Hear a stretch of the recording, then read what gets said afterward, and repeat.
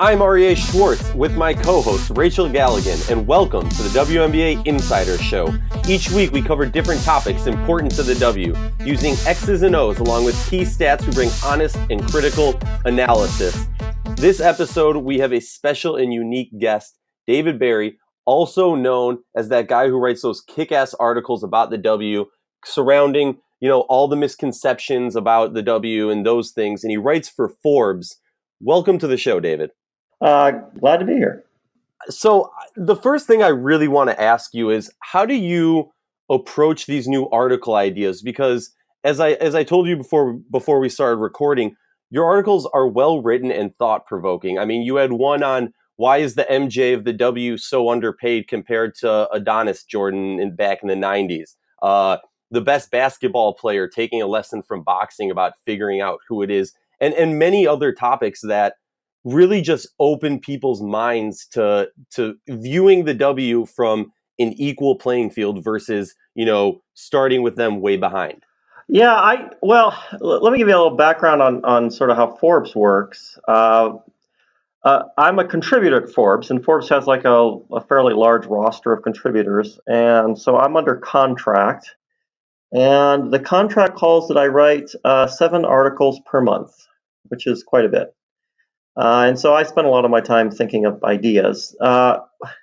So my full-time job, the job that that actually pays me, is I'm a professor of economics at Southern Utah University, and so I do a fair amount of research, and I've done that throughout my career, and I write probably 3 academic articles a year. So I'm always thinking of things to research, things to think about, and so it's sort of my background as a researcher sort of has led me to sort of think about what I'm writing about for Forbes.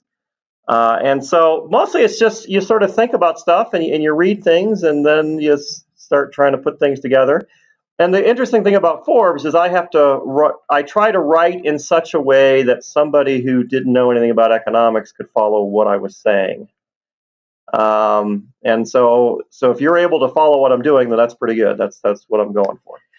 Well, and I've got a question kind of leading up after that. But way back when, before this 2018 season started, you wrote a series of articles about something called the Pareto principle. Now, forgive me, I'm a basketball coach, so principles and things like that are difficult for me to comprehend at times. But I was reading it, and it's really fascinating to me. And it's a principle that applies to really, you can apply it to so many aspects just of life in general, but you applied it to the WNBA and kind of who you thought the contenders would be. I guess first and foremost, can you explain what the Pareto principle is to our listeners? Okay, so the Pareto principle is an idea that was it's an observation made by an Italian economist named Vilfredo Pareto from the early part of the 20th century. So this goes back about 100 years or so. And what he observed in looking at the distribution of wealth in Italy at the time is that 20% of the population held 80% of the wealth. And so this 80-20 rule sort of people started noticing it in other areas. In my view, it's sort of a hack idea. I'm not really sure it truly applies to a lot of things. It does turn out that when it comes to basketball, and if you look at the NBA and the WNBA, it does roughly fit. About 80% of wins in basketball are produced by 20% of the players. And the way that works out is, I think NBA fans and WNBA fans know this. The top 3 players on your team are the players who produce most of your wins, and they determine the success of your team. So if you know who the top 3 players are, and you know how good they are, that kind of gives you an idea how good you're going to be. If your top 3 players are amazing, then you're probably going to be a pretty amazing team. And if your top 3 players are not amazing, then you're not going to be a very good team. And so people think in basketball, and I don't think coaches are comfortable with this. I think coaches would like to think the whole team produces the wins. But that's not how basketball works. It's really just the top 3 players that do most of it. And most everyone else, they're helping a little, just not very much. And if one of your top 3 go down, you are in a bad. That's not. I mean, the Minnesota Lynx had this problem because Rebecca Brunson is one of their top 3, and she went down. She missed a couple of games, and they were awful. You can't. What Brunson does is rebound, and she rebounds really well. And you just can't go to other players and say, you know how Brunson gets like all the rebounds? Could you do that today? Maybe. It's not going to happen. If they could do that, they would do that. They don't know how to do it. And so when you look at a team, the Golden State Warriors are a good example. Steph Curry, Durant, and Draymond Green. That's the team, and they have other players. They're there. They just don't matter very much. Those three guys are what. Minnesota's like that. Maya Moore, Rebecca Brunson. So that's the team. That's the team. Sylvia Fowles. That's the team. If any of those three are gone or they're not performing well, and the reason why the Minnesota Lynx struggled earlier in the season, why they started off 3-6, you can look at the numbers. Maya Moore got off to a horrible start, and if she's not playing well, that's just it ain't gonna happen. You can talk to all the other players all you want. That's a key player, and if she doesn't play the way she normally plays, and why didn't she play that well initially? Well, maybe it's because she had to go play in another league, and she just got back from that league when the WNBA season started. And that's one of the big issues in the WNBA is that they don't pay well enough, and so their players play in another league, and that impacts their performance. If any NBA player had to go play someplace else and they showed up, a week before the season started, that wouldn't work out so well. Well, there's no doubt about that, and I taking it back to the Pareto principle. I mean, this is me being a basketball coach and the majority of my career being in that, it's fascinating to just hear you speak on it. And it holds a validity of truth in so many aspects. I don't know if it would be that harsh from my standpoint. As you said, most coaches would have a difficult time with this, but I do think it's very interesting. For example, when you came out with this article before the season started, you talked about the Phoenix Mercury. Okay. And you basically said, okay, in 2017, Brittany Griner, Leilani Mitchell, and Danielle Robinson produced 60% of their wins. Okay. And so in order for them to be a contender, they were going to need DeWanna Bonner to come in and do what she had at least done in 2016. And they talked about Diana Taurasi and her production and just kind of that prediction. If Taurasi and Bonner could come in and do what she was doing, they would be contenders. And it's fascinating because they're doing exactly that. Based on kind of, what your predictions were. And so I thought that was kind of neat that you called Bonner out specifically as that kind of that X factor. We talk about extensively over here at WNBAinsidr as her being that X factor that brings in, just that extra whatever that the Mercury need. And they're doing that. I think I would speak for everybody who covers the game that the Mercury are probably one of the top contenders right now and have been playing at a high level. But no, I just thought that was interesting. The Pareto principle, everybody. We're all learning something new today. And isn't it interesting that Bonner came back from pregnancy and she was just basically the same player she was before? It's interesting that women can get. And you could almost argue she's playing better. It's incredible. Yeah. Isn't it odd that women can have babies and it doesn't affect their athletic performance, but men stub their toes and they're out for 2 weeks? Preach, man. I hear you. So I think this is something that, one of the classes I teach a class on gender economics. So we spend a fair amount of time talking about women in the economy and how women are treated and how women are perceived. And there's a big gap between how women are perceived and how they actually are. And so men have this idea that they're tough and that they can handle things. And I've lived with women, and I only have daughters, and I've lived with my wife for 27 years. And women are way tougher than men.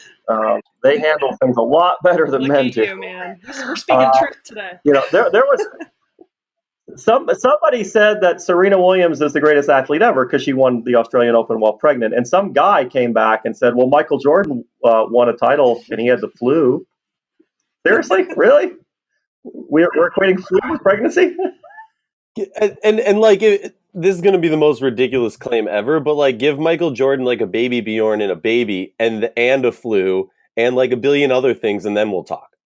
Yeah, and the thing is, what's interesting is that men seriously think that having the flu is the same thing, and I'm willing to agree that from their perspective, it probably is. That men having the flu is the most devastating thing that could ever happen to them.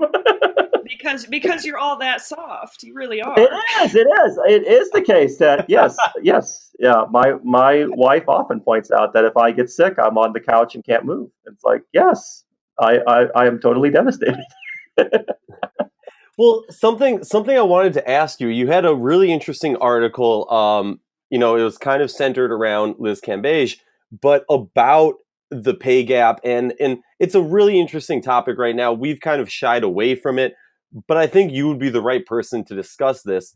You were talking about in your article about you know, the wins that they produce and how that would equate to what they should get paid, and in the idea of if the W gave the 50% revenue like the NBA does. Could you speak about that for a little bit? Yeah, this is something that I've been writing about for a while, and I think the players are starting to pay attention to this. So if you look at the WNBA and you look at the revenue that we know about, and we look at and you compare it to the NBA. So the NBA, when it comes to revenue and salaries, we know most everything. It's all published. Forbes has a list every year of how much revenue the NBA earns. We know every player's salary. So we know what the players are getting paid, and we know what revenue is being generated. The WNBA is not nearly as forthcoming, but we do know that there is a broadcasting deal with ESPN that pays them $25 million, and we do know minimum ticket prices. We don't know average; we know minimum. And so we know minimum ticket price, and that's about $17, and we know what attendance is. And so we can say, okay, minimum revenue, we're talking $52 million. And we know what the average salary is, and we know how many players there are. So we know the players are getting about 11, 12 million out of 52 million. So that's about 20%. And that's an exaggeration. It's less than 20. Players are not getting 20%. They're getting less than 20% because there's a whole lot of other revenue sources that we're not taking into account. They have a Twitter deal. They have local broadcasting deals. They have sponsorships on their jerseys. So there's a bunch of other revenue sources that are not in that $52 million figure. But we know that at most they're getting 20%, and the NBA players are getting 50%. And so I went through and I said, okay, let's just figure out what would these players get paid if you paid them according to their productivity, and they were getting 50% like the NBA does. And the top players would end up getting $700,000, $800,000, $900,000, which is roughly what they're getting paid to play in Russia and China. And so the WNBA has the money to make competitive salary offers to their stars. They can do this. But what the WNBA claims is that, well, no, we can't do that because, and then it's just not really clear what the issues are. They talk about how, well, their expenses are such, but they don't tell us what the expenses are that they're talking about. So there's no specifics that they give us. It ends up just being that they assert certain things. So there was an article in the New York Times 2 years ago that said that 6 teams in the WNBA are not making a profit. And people are taking this as if God said that. But that's not what the article really said. It said 6 teams are losing money. It provided zero evidence backing that up. It says it in a sentence. 6 teams are losing money. And that's based on what? They said so? You have numbers? Where'd you get that from? It doesn't say. And so what happened, I suspect, is the person who wrote the article talked to somebody in the WNBA, and the WNBA said 6 teams are losing money, and he wrote it down and said, well, that must be true. That's not necessarily true. Just because the NBA claimed 2 years ago that half the teams are losing money. The NBA, with $7 billion in revenue, claims half their teams can't make money. They have $7 billion in revenue. How can they not make money? You know, one thing you should, and as an economist who studied people in sports for 25 years, you should understand that people in sports, they're not always telling you the truth when it comes to who's making money or who's not. The WNBA is approaching a labor negotiation with their players. They do not want to say right now that they're making a profit and that they could pay the players a lot more money. They prefer not to say that right now. And so they're not making any money.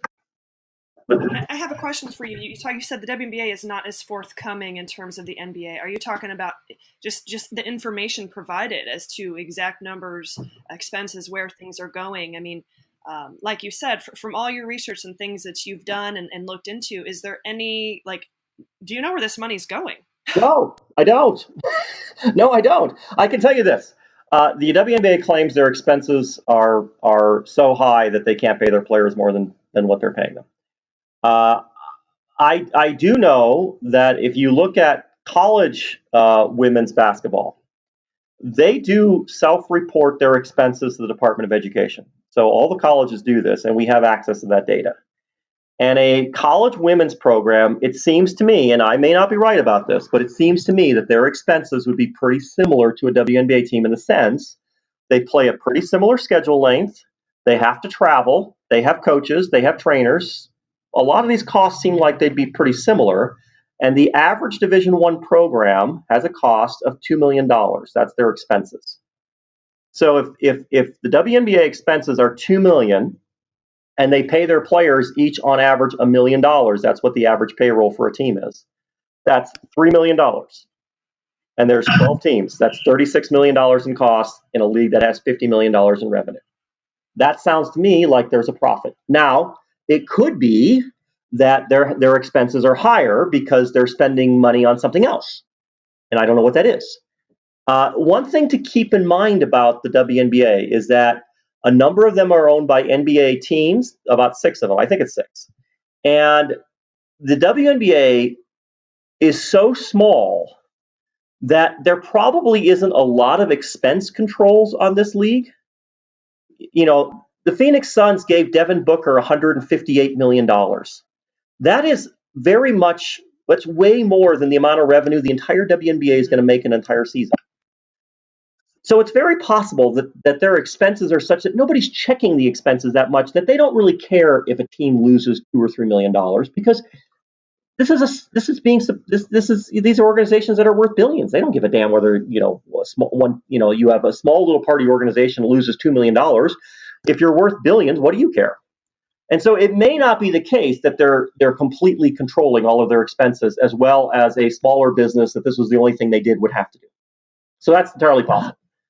We don't know. We don't know. I would argue, though, that it is at least plausible that the WNBA could be making a small profit, and that they're not nearly in as bad a shape as that New York Times article suggested they were in. And I would also point out that for a league that's 20 years old, they're doing pretty good. I mean, leagues that are 20 years old, they look like this. This is what leagues look like when they're young. I would expect that the WNBA. Well, in fact, I'm pretty confident in this. In 20 years, 30 years, 40 years, attendance is going to be a lot higher. They're going to have a lot more attention paid to them. There's going to be a lot more revenues. The league is growing. That is going to happen as we go forward. They will get more and more attention. People will become more and more familiar with them. What holds the league back when it starts is the fact that nobody knows what they're looking at. You saw the players in college. You might have seen them in the Olympics. But once you put them on a professional team and you don't know what those teams are, it's really hard for somebody who's a casual fan to tune in and pay attention to the game because they don't know what they're looking at. If you're watching the Sparks play the Lynx, is that a good game? Is it a bad game? Are these rivals? If you're a WNBA fan, you know that, right? But if you're not, how do you know? You know, it's not the same as the NBA. If you watch the Lakers and Celtics, even if you're just a casual fan, you have some sense of the history there. I would point out that 1960, when the Lakers played the Celtics, it was the same thing. Nobody knew what a Laker or Celtic was, and they would have the same kind of attendance that you see in the WNBA today. Well, that's a really interesting topic. First, I want to point out something that you brought up earlier, which is often when it comes to leagues, like the NFL, the NHL, MLB, NBA, people understand that there is that divide between the league office and the Players Association. And I think too often in the W, it's promoted as this family, and people forget kind of what you were pointing out, that it's in the W's best interest to withhold some information so that they can get the best from their point of view out of the players. Something, talking to a WNBA player early last year, I don't know if this holds true today, but she said, I just want to play in a league that doesn't have coaches getting paid more than the best player on the team, which I thought was really interesting. But moving forward, something I want to ask you, and you touched on it just now, people often dismiss the whole look at the NBA at age 22 versus the WNBA at age 22 and how the W's kind of ahead of that curve. What do you have to say to people who say that? I don't know what there is to dismiss. I mean, there's a progression that leagues follow. You can look at NBA, Major League Baseball, NFL, NHL. You see a clear progression. I've written articles on looking at attendance. The attendance pattern is pretty consistently clear. it rises over time. Leagues start off very small. They start off with very little coverage, very little attendance. People seem to forget that when Wilt Chamberlain scored 100 points, that game was played in Hershey, Pennsylvania before 4,000 people. There was no radio, there was no television. And the Sporting News, which was the nation's sports paper basically at the time, devoted exactly one paragraph to that story. That's the amount of attention it got. They said Wilt Chamberlain scored 100 points in an NBA game. That's it. That's the story. Thank you. Nobody cared. Okay, nobody cared about this at all. The early history of the NBA is a history of a league that is totally a mom and pop operation. When Red Auerbach ran the Celtics in the 50s, he was the coach, the general manager, and the marketing director. He was the entire front office. And when he drafted Bill Russell, the story of him getting Bill Russell is hilarious. They literally acquired Bill Russell for the Ice Capades. That was the trade. The trade was that somebody told Red Auerbach to draft Bill Russell. He had never seen him. There's no television. He's never seen the guy play in his life. He played in San Francisco.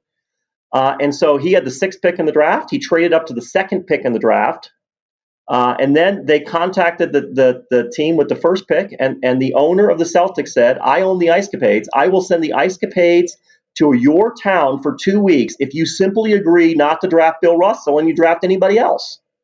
And the guy said, fantastic. I'd love to have the Ice Capades in my arena. So you got him. He's your guy.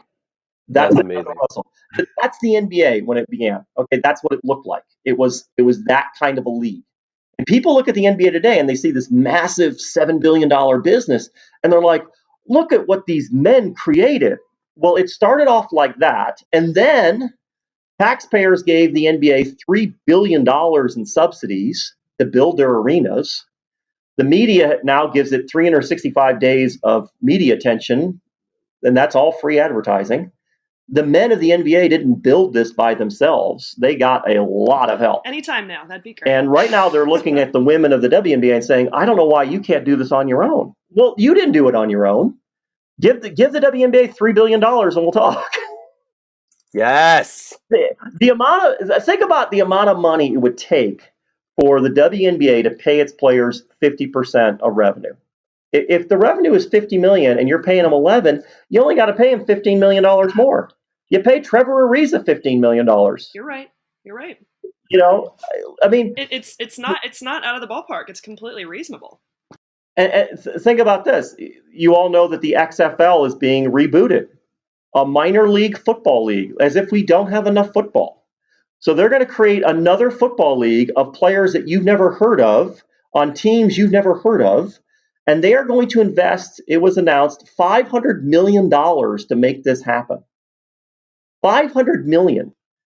We could build a pretty phenomenal WNBA for $500 million. For $500 million, we could not only have a phenomenal WNBA, we could have a phenomenal National Pro Fast Pitch League, a phenomenal National Women Hockey League, a phenomenal National Women's Soccer League. We could have a lot of phenomenal women's sports leagues for $500 million.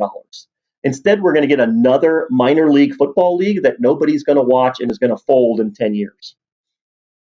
You might as well burn it. It's pointless. Something that has always really irked me and for lack of a better term, just pissed me off is if you talk to a basketball fan who doesn't know anything about the WNBA, they're going to know Diana Taurasi, they're going to know Maya Moore, Candace Parker.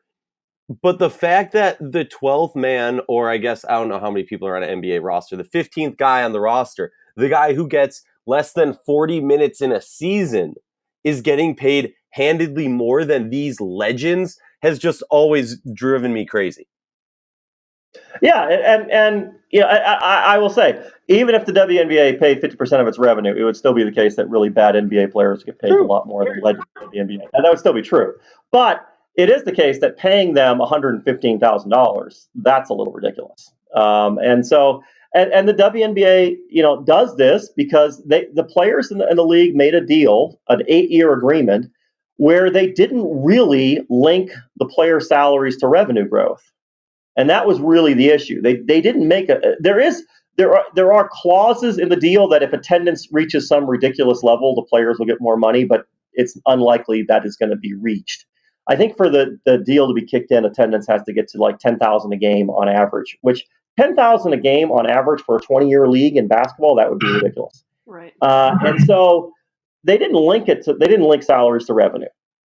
And so the players' deal just keeps getting worse year after year after year. And they were able to do this because they scared the players.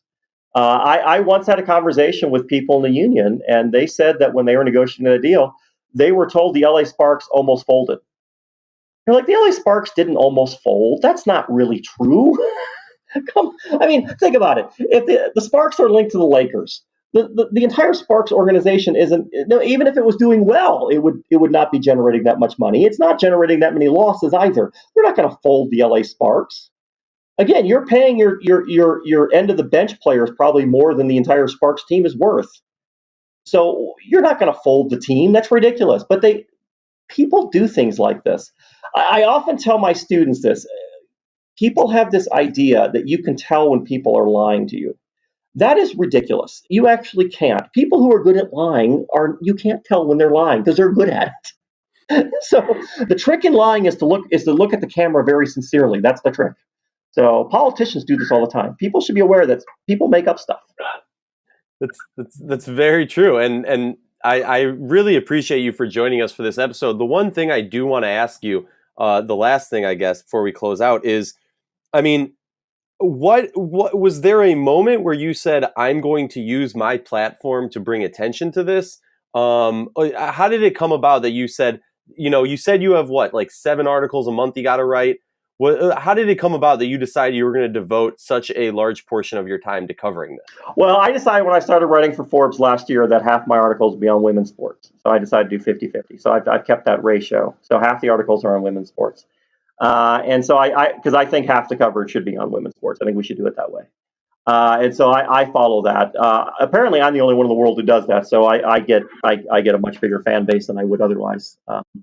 And I find in my women's articles, the articles I do on women's sports tend to do better than the articles on men's sports. They get a wider readership. And so my interest in this topic in women's sports goes back a few years.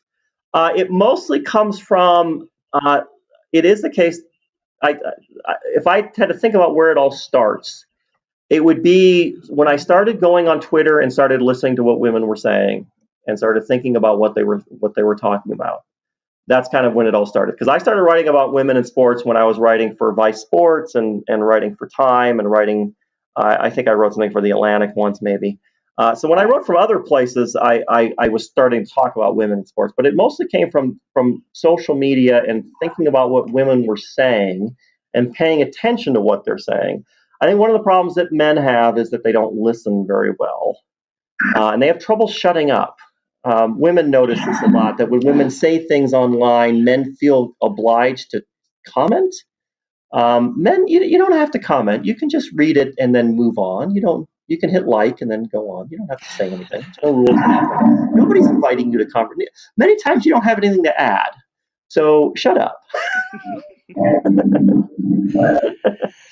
David, thank you so much for all the information today. And coming on the show and just breaking down so many important areas of our game and, getting us to really just enlighten us in a lot of different areas from the way in which you are capable of looking at it. It's been a tremendous, just listening to you. And I think I speak for a lot of our listeners. They're going to be excited to just kind of hear all the knowledge you were dropping today. And we just appreciate you being here. Thank you so much. Well, thanks for having me on. Yeah, really can't thank you enough. Guys, this has been the WNBA Insider Show. I'm Arias Schwartz with my co-host Rachel Galligan and our honored guest, David Berri. We use X's and O's and cover important topics in the W.